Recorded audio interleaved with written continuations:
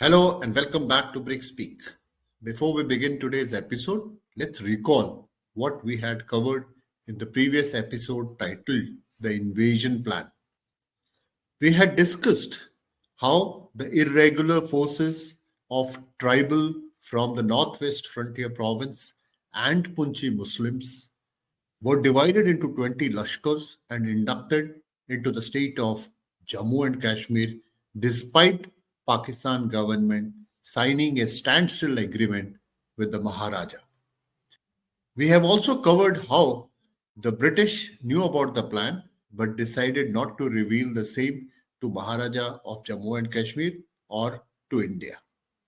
Why did British do that? It was in the geopolitical interest of the UK to let Kashmir slip into the hands of Pakistan as it suited their great game being played in the region. We have covered all this in our episode number 6 titled Did Britain Know? Do watch this episode.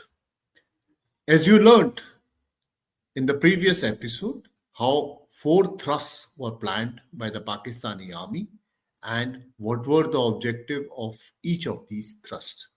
Let's proceed further and have a look at the J&K state forces disposition as on 21st October 1947, a day prior to the invasion. The state forces were divided into the Kashmir Brigade with its headquarters and logistic units at Srinagar, the Jammu Brigade headquartered in Jammu, and Mirpur Brigade whose headquarters was at Mirpur. The units of each brigade were deployed to cover the existing access into the state from Pakistan. The units of each brigades were deployed to cover the existing access into the state from Pakistan. 4 Jammu and Kashmir Rifle of the Kashmir Brigade was responsible for providing security to the main axis, which ran from Abbottabad to Murree, crossover to state of J&K near Muzaffarabad, onto Domel, Uri, Baramulla, Srinagar. 6 Jammu and Kashmir Rifle was deployed, stretched from Bunzi to Leh. Similarly, Jammu Brigade composed of 5 J&K Rifle, defending the area from Bhimber to Kathua, a distance of more than 240 kilometers as crow flies. 3 Jammu and Kashmir Rifle and 2 Jammu and Kashmir Rifle, less 2 platoon, were deployed in and around Mirpur. Elements of 1 and 8 Jammu and Kashmir Rifle was in Poonch area and 9 J&K Rifle was at Rawalakot, which is now in Pakistan occupied Kashmir. Pakistan Army's invasion plan in the north, that is in Kashmir Valley and Leh, as well as in south, which is today called Jammu Division, are shown on the slide.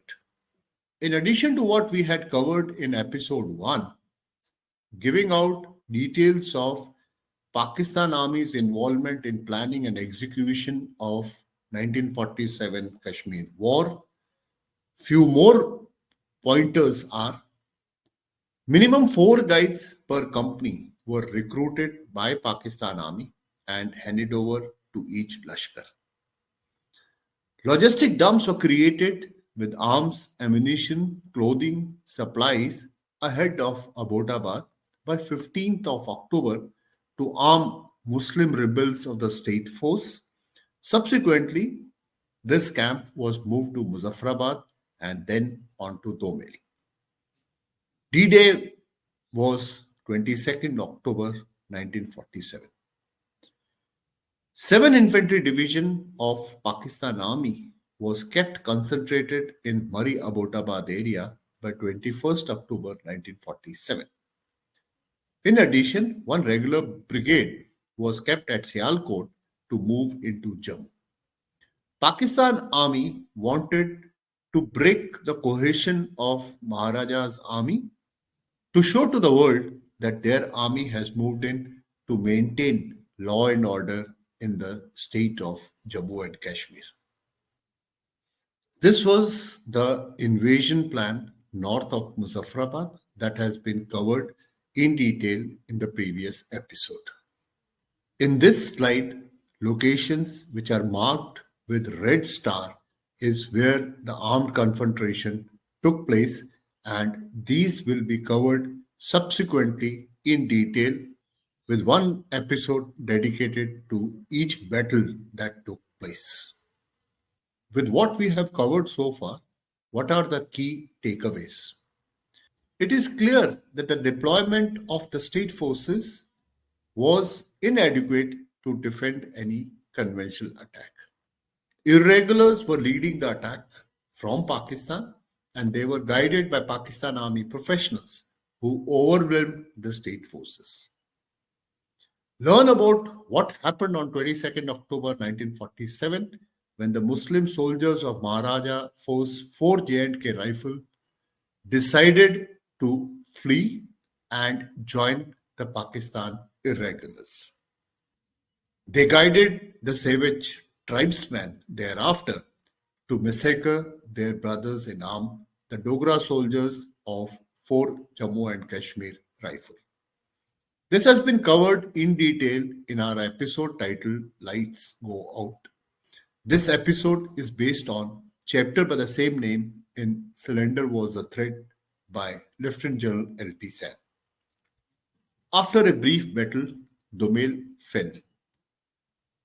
This has been covered in detail in episode number 8 titled Kashmir War Day 2 and Maharaja Exit to India. The episode explains in detail what happened from 21st October to 26th of October when the Maharaja signed the instrument of accession and J&K became legally part of India. Once J&K became part of India, it was ethically and legally responsibility of Government of India to protect the territory of J&K, which was now part of India. In episode 12 titled Airlift to Action, Indian forces fly in to halt tribal attacks. Do watch this to understand the prevailing situation under which Indian Army was inducted into J&K and how they came into action immediately after that. Situation as on 27th October 1947. Lieutenant Colonel Ranjit Rai, CO of 1 Sikh, with his order group lands at Srinagar. His first message to Delhi was, Baramulla has fallen, at least 2 companies required urgently. Lieutenant Colonel Ranjit Rai went ahead to assess the situation and decided to meet the enemy en route to Srinagar instead of defending the crucial Srinagar airfield. Was it a sane decision? Watch our analysis in episode number 12, where we have carried out a detailed analysis of action of Lieutenant Colonel Ranjit Rai. Once instrument of accession was signed on 26th of October, 1 Sikh was inducted into Srinagar, and by evening of 27th October 1947, CO along with 2 companies of 1 Sikh landed at Srinagar airport. Phase 2 began with 161 Infantry Brigade, which was originally located at Ranchi but had moved to Delhi for maintaining internal security, was identified and ordered to move to Srinagar along with 1 infantry battalion, 1 platoon of MMG. 1 Sikh was placed under command of 161 Brigade Group. Another brigade group was inducted into Jammu via Pathankot Jammu road. Communication in this sector were poor, with monsoons and tributaries of Ravi and other streams were in full swing. Cross-country mobility was extremely difficult. In addition, two troops of armored car of 7 CAF, along with one battalion of 15 para brigade was inducted to Srinagar. On 30th of October, two aircrafts were placed at Srinagar to provide air support to hard-pressed ground troops in Srinagar. Subsequently, Harvards and Spitfires were also placed and operated from this airfield. Bombing of ground targets were also undertaken by Tempest aircrafts from Ambala. So, as on 1st November 1947, in Kashmir Valley, 161 Infantry Brigade was in place. It had one Sikh, one Para Kumaon, elements of four Kumaon, and one Mahar minus a company. 13th Battery of Artillery along with one field ambulance. Similarly, in Jammu, three Para Rajput and a company of one Mahar was in location. This is how the units were deployed, with one Sikh minus was at Patan, company of one Kumaon was at Narba, one oblique two Punjab was at Shalatan, with brigade headquarters located at Srinagar. At the airfield, one company of four Kumaon, one para of one Kumaon, and a company of Sikh was made responsible for security of the airfield. On 3rd of November, the raiders tried to take over Srinagar airfield. Approximately 700 raiders attacked, which were defended by companies of one Kumaon and four Kumaon. This is where the first Paramveer Chakra awardee, Major Somnath Sharma, laid his life. His famous lines were, "The enemy are only 50 yards from us. We are heavily outnumbered. We are under devastating fire. I shall not withdraw an inch, but will fight to the last man and the last round." With this, I come to the end of today's episode. The aim was to make you familiar with the location and the units that were available for carrying out future battle. We'll continue to cover the war in detail in subsequent episodes. Keep working hard. Requested to please like, share, and comment. Jai Hind.